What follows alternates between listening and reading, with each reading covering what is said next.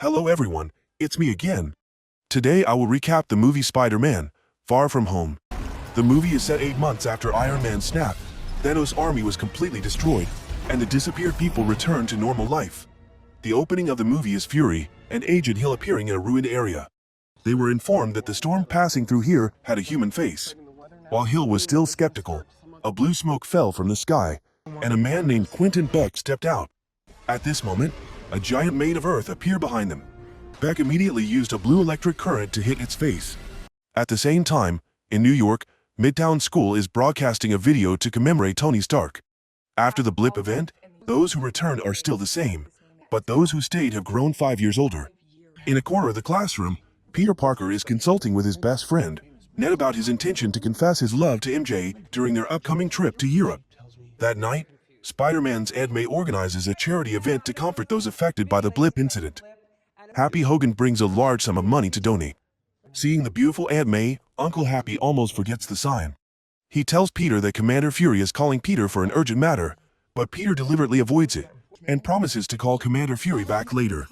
Outside, reporters are curious about whether Peter will inherit Tony and what he will do if the Earth is attacked again. Under the flashing lights of the cameras, Peter is extremely nervous and leaves. On the top of the building, he catches sight of a picture of Uncle Stark, feeling that the responsibility is too great and that he is only 16 years old, so Peter wants to give up his identity as Spider-Man. He prepares his luggage to travel to Europe and intentionally leaves the armor in the closet. On the plane, Peter was planning a romantic express one's feelings to MJ until he saw her seeming quite close to the tall and handsome Jack. He asked Ned to help him change seats so he could be closer to the beauty. After a while of changing seats, MJ sat next to Jack, and Parker sat next to his teacher. Seeing MJ happily watching a movie with Jack, Peter was furious. Ned therefore became friends with Betty, who was sitting next to him. Finally arriving in Italy, Peter saw Betty and Ned being intimate, and was so angry that he couldn't stand it. While checking his luggage, unexpectedly, Aunt May secretly put a Spider-Man suit on Peter, along with a delicious banana. Everyone took a boat to the beautiful city of Venice. Peter secretly looked at MJ behind him, but didn't dare say anything. They arrived at a small hotel by the river, which seemed a bit cramped and flooded. Venice is truly a paradise for couples in love. Poor teacher had to take a selfie by himself, and even dropped his camera into the river. Peter watched Jack take pictures of MJ, but he was helpless. He went into the antique shop and bought a pretty flower necklace. When he came out, he met MJ. They talked while walking, but he didn't have the courage to ask her out. While MJ was taking pictures by the river, Peter suddenly saw the water surface moving strangely. Suddenly, a big wave appeared on the water surface, pushing the boat carrying Ned and his girlfriend Betty to the shore. Immediately after, the water formed a giant figure, swinging one hand and easily destroying the corner of the building. He punched Peter and swept away everything on the road. Peter shot spider webs at him, but the spider webs had no effect to him. Seeing that the giant was about to attack a group of tourists on the bridge, Peter jumped over the poles, gained momentum, and jumped onto the bridge, evacuating the people on it. Peter was hit by a punch from the giant again. At this moment, a Superman flew down from the sky, shooting green electric currents at the giant. But the giant quickly hit the Superman. This guy was too strong. Beck flew up to fight the monster, but could not fight it. Peter put on a clown mask and offered to help. Beck led it out of the canals. Beck lured the water giant to chase after him, breaking several bridges. Peter quickly followed behind to fix the pieces of the wall that were about to collapse. Meanwhile, 2 teachers led some classmates to visit the museum, but the museum was closed. Beck led the water giant to run past, causing a bell tower that was about to collapse. Peter quickly used spider webs to fix it around the tower. Just as he fixed it, and had not had time to rest, the water giant hit the tower again below. Peter then shot webs at the 2 adjacent buildings, pulling the bell tower back, but Beck hit the bell tower again, causing Peter to hit his head on the bell, his face turning pale. Seeing that the tower was about to fall, Peter used all his strength to pull it back. Finally, the tower collapsed.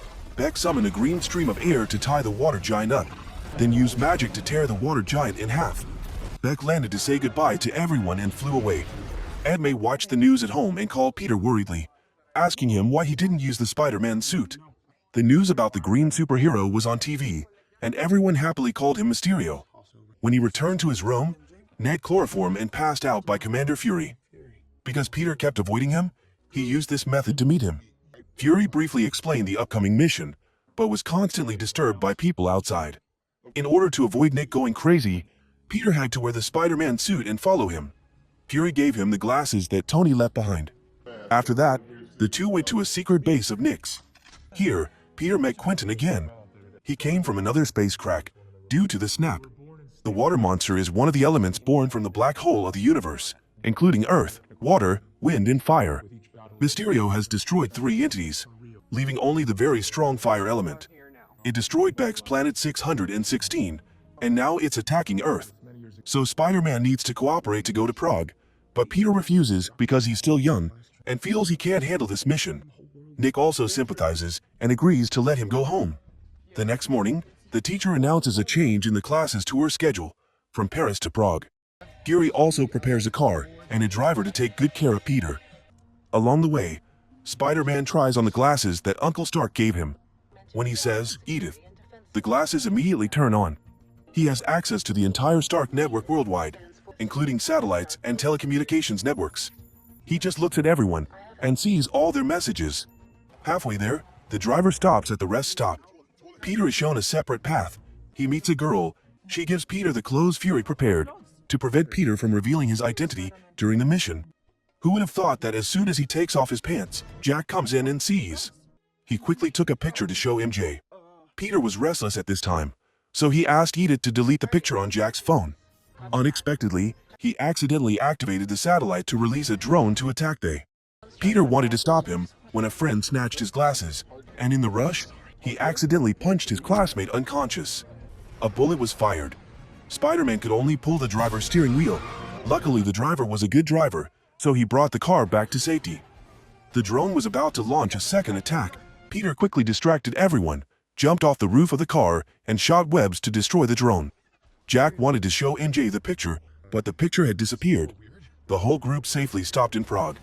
They were staying in a very luxurious hotel. Fury called Peter to discuss the plan to deal with the fire demon. Quentin told Peter not to let it come into contact with metal, because it would draw electricity from the core of the Earth and destroy everything. Nick loudly reprimanded Peter for using billion-dollar smart glasses to play with his friends, which made Peter very sad. Mysterio came to comfort Peter. He saw Peter as a lot like himself when he was young. The two gradually became friends. In order to keep his class safe, Spider-Man asked Edith to help, so the whole class received free tickets to the opera, instead of going to the grand fireworks display, making them regretfully sigh. At the theater, Spider-Man had the chance to sit next to MJ, but unfortunately Fury called him, telling him to go on a mission. Peter had no choice but to watch Jack sitting near MJ. Right after that, MJ also secretly followed him out. Betty saw that and also brought Ned to the festival. Peter put on a new black outfit, still Spider-Man, but it was a bit tighter. Meanwhile, Ned was walking down below with his girlfriend. She pulled Ned onto the Ferris wheel. Suddenly, there was an earthquake. The fire element from the ground rose up in the shape of a giant. It started swinging its arms to smash things. Everyone panicked and ran away. Hero Quentin appeared again to destroy evil. Spider-Man took the opportunity to destroy the water pipe, pouring it on him. Ned and his girlfriend were stuck on the Ferris wheel. Betty saw Spider-Man. Ned immediately said that person was Night Monkey, Spider-Man's brother. The fire monster screamed in pain, then threw a hot punch at Spider-Man. Seeing that the fire monster was about to attack Ned, Peter rushed to stop him, but his spider web was quickly burned. Beck appeared in time to create a barrier to defend against the enemy. The giant continuously smashed the barrier that Quentin had set up. Before the defense was broken, the two split up to run. The fire monster chased Peter. Spider-Man jumped over the roofs and threw a rock at him. Mysterio coordinated a punch to the chest, causing him to feel pain. This method seemed to be effective. Both worked well together. Peter threw a rock at the fire monster, and Beck used his move. Then the fire monster hit the ground hard, causing the swing to fall. The fire monster approached the swing, but Quentin flew to block it. Seeing this, Spider-Man took the opportunity to rescue his friend, but unexpectedly, the web he shot out hit an invisible barrier. He quickly spun a web to fix the swing. Fury and Hill's team had just arrived. On this side, Mysterio pushed the fire monster back, but suddenly he absorbed metal and became even stronger. Quentin said goodbye to Peter, then used all his strength to slam straight into the fire monster's chest. The huge energy gradually froze the fire demon. It exploded into ashes. Peter ran to catch Beck. Fury invited Mysterio to the Berlin headquarters tomorrow to enroll in the new superhero team. He also hoped that Peter would come with him. Spider-Man still needed time to think, so he went to the bar with Quentin. He wondered a lot about Fury's words, whether he was capable enough to replace Iron Man or not. But Beck told him to do what he wanted. Then he criticized the Edith glasses, making Peter look bad. So Peter naively thought that Mysterio looked more suitable to be the next Iron Man than a 16-year-old kid like him. Peter generously gave him a pair of smart glasses. As soon as Peter left, everything in the bar changed. Quentin and his gang celebrated because they had tricked Spider-Man. He was actually an employee of Stark Industries, the inventor of the illusion technology, but was not valued by Stark, and was eventually fired because of taciturn nature. Beck doesn't accept that, so he personally recruited former employees of the corporation, staged a perfect scenario, deceived everyone, and turned himself into a superhero in the eyes of the public. The innocent Spider-Man returned to the hotel. The two teachers were hurriedly packing up to take all the students home, because this trip was too dangerous. Peter mustered up the courage to ask MJ to go for a walk together. After a few awkward words of dialogue, just as Peter was about to confess, MJ spoke up to expose him as Spider-Man. Peter panicked and denied everything, and this also made him think that she was following him, only because of his identity as Spider-Man. At this time, MJ took out the evidence, which was the device she had picked up earlier, and there was also spider silk on it, but accidentally activated it, projecting the image of a fierce fire demon in the void, and Beck fighting with a monster. In the end, it turned out that it was all a trick. Parker decided to confess to MJ that he was Spider-Man. The two quickly ran back to the hotel. Meanwhile, Beck and his team were editing ugly footage of the battle. When Beck put on the virtual armor, he discovered that a projector was missing. Beck used his Edith glasses to review the image. He saw the conversation between MJ and Peter. At the same time, Peter changed into the black Spider-Man costume to go to Berlin to inform Fury. While changing, Ned walked in, saw Peter changing in the same room with MJ. Then, Peter flew out of the room, jumped on the tram to Berlin to meet Fury. As soon as he arrived, Commander Fury came out to greet him. Fury led Peter into his private office. The Avengers headquarters was just an illusion created by Beck. He let the drone attack Fury and shot Spider-Man down. Peter attacked a drone, but it was also an illusion. Beck kept sending Peter into one illusion after another. Using MJ to threaten Peter, Peter jumped after her and hit the ice, then pulled him to a bar, was punched and sent flying downstairs. Before Spider-Man could regain his composure, a series of planes attacked. Shards of glass fell. Peter reached out to touch his reflection in the mirror. Dozens of people who looked exactly like him pressed on him. Then, Spider-Man returned to his timid form and wearing his homemade suit. At this time, Beck appeared, continuously attacking Spider-Man. Peter attacked, but only pulled down an iron pillar. He continuously launched deadly attacks at Peter. Beck showed Peter Tony's grave, blaming Peter for being too weak and cowardly, causing Tony to die. Spider-Man was extremely scared and ran away, but was captured by him in the helmet above his head. Until a gunshot killed Beck, Fury was injured and led a team to come. He asked Peter who he had revealed to. Peter was afraid that his friend would be in danger, so he told Fury to protect them. Unexpectedly, Fury laughed and said that Peter was too gullible, because it was just an illusion created by Beck. In the end, Peter was hit by a train, but not as Beck wanted. Spider-Man did not die. He climbed onto the train, but was seriously injured and fainted. When he woke up, he was in a Dutch detention camp, surrounded by strangely friendly people. Spider-Man quickly broke the lock and escaped. He met a kind uncle who lent him his phone. He immediately called Happy for help. A moment later, a plane landed in a tulip field. The uncle happily got off to pick up Peter.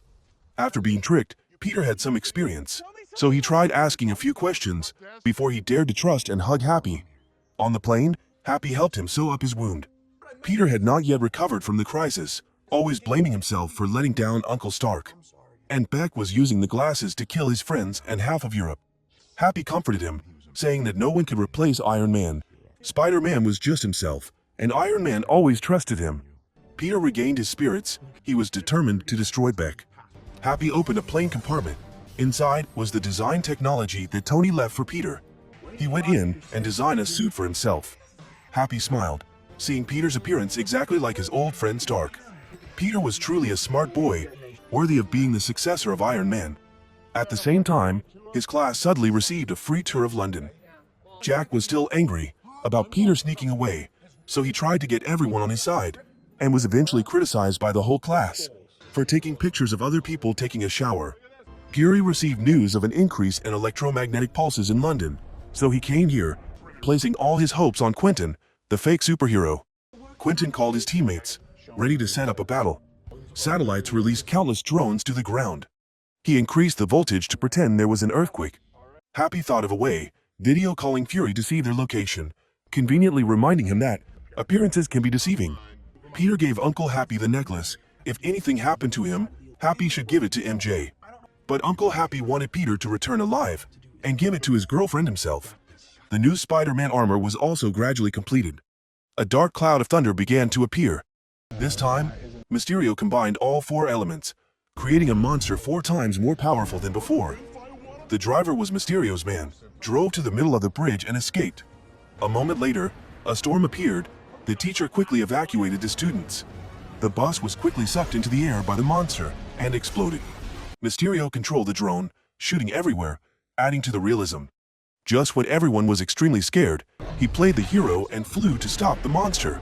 Seeing the fight, MJ quickly told the whole class to run away from Mysterio's sight. Nick was very worried. Looking at the big picture, he saw Happy driving a plane carrying Spider-Man. Peter jumped down. He flew straight into the monster and grabbed onto a drone. It must be admitted that this was a great projection technology. Spider-Man jumped over the machines, used webs to cover everything, then shot a beam of electricity. All the drones were destroyed. The illusion gradually disappeared. Hill also destroyed a plane planted in front of Fury. Mysterio saw Peter through the projector, controlling Edith to attack Spider-Man, causing him to fall from the sky. Taking this opportunity, Beck turned off the illusion and put on his cloak. Happy, thanks to a friend who was broadcasting live, knew the location and flew to pick up the whole class. While explaining, Beck shot down the Happy's plane, so everyone had to run into the tower. 2 drones chased him inside, and were shot by the royal guards. One of them escaped and chased, and shot everyone from behind. Then, Betty quickly knocked down the armor to distract it. MJ hit it with an iron hammer, and everyone ran away. The drones used lasers to break the door. Outside, Peter struggled to dodge from the attacking drone network. He used a car to block the bullets, and Peter pulled himself up to a rooftop opposite, but was still discovered by Mysterio. He sent a series of drones to chase and shoot Spider-Man. Peter couldn't run in time, and his Spider-Man armor was burned, so he landed lightly in the water to put out the fire on his back. They were still fiercely behind, attacking Peter without time to breathe. He used his web to block them, causing them to explode. But as soon as he landed, he was knocked down, then pushed into the river. Spider-Man had just climbed up, when he discovered that he had no web to shoot. Seeing a toy nearby, he had to throw it up. The drone saw it, and immediately shot it to pieces. Inside the shelter at this time, everyone thought they were about to die, so they shared their secrets with each other. Peter disassembled the drone's parts to make a bomb, then used a nearby sign as a shield, then threw the homemade bomb up, destroying countless drones. At this moment, Peter took the momentum to jump onto the bridge, punch Mysterio, breaking his helmet, causing all the drones to stop. However, he controlled Edith to shoot Peter fall. He gathered the drones to create another virtual space. Spider-Man took a deep breath, used his spider's sixth sense, continuously dodged bullets, gently tore apart the drones. Soon returned to reality and destroyed the remaining one. Mysterio went crazy, ordered all the drones to attack Spider-Man. Spider-Man punched and destroyed the drones. A stray bullet accidentally shot and injured Mysterio. Mysterio pretended to praise Peter as a good and honest person, but Peter knew his lie and took back the glasses. Peter ordered all attack protocols to be cancelled. The drones were ordered to return to the satellite. The last drones in the museum also flew away. Mysterio said a few broken words and was officially destroyed. Spider-Man had to use his intelligence glasses to confirm again before he could believe it. One of Mysterio's henchmen copied the data and ran away. MJ found Peter limping in the rubble and ran to hug him. She took the necklace out of her pocket, and it was broken. He sadly apologized for his Express One's feelings planned, but before he could finish, she gave him a kiss as a sign of acceptance. MJ expressed that she liked Peter not because he was Spider-Man. They confessed to each other and kissed again. Fury and Hill went to see Hogan. Commander Fury wanted to talk to Peter, but only received a promise to call him back. Back in New York, Peter and MJ officially dated. Ned and Betty broke up peacefully. He also discovered that Uncle Happy and Aunt May were dating. Peter dressed as Spider-Man for his first date with MJ and flew her around the city. MJ flew once and promised not to try again. Suddenly, a cutout clip appeared on the news, and Mysterio accused Spider-Man of killing him to steal his credit for destroying monsters. Finally, he also announced Spider-Man's true identity as Peter Parker. In a post-edit scene, Agent Hill and Commander Fury are actually two aliens. It turned out that these two were sent by Fury to replace him. His real self was at the new S.H.I.E.L.D. headquarters in space. The movie ended here. One of the main messages of the movie is about responsibility. Peter must learn to accept his role as a superhero and understand that power comes with great responsibility. This is not only an entertaining action movie, but also a profound story about maturity, friendship, and responsibility. It left a strong impression and made viewers look forward to what will come in the future of Spider-Man. If you find it interesting, please give me a like and a comment about this movie. Especially, please subscribe to the channel to follow my movie recap. See you again, my dear friends.